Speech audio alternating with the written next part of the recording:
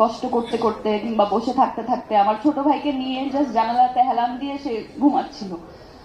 তো ওই সময়টাতে আমি আম্মুর দিকে তাকাই এবং আমার মনে হচ্ছিল এই যে আমার আম্মুর সব স্যাক্রিফাইস আমি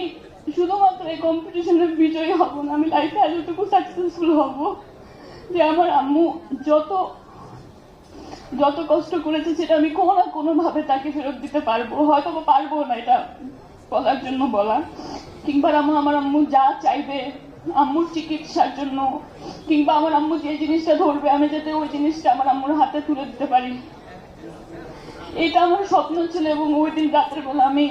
ওই জার্নিটাতে এই প্রতিজ্ঞা করি নিজেকে।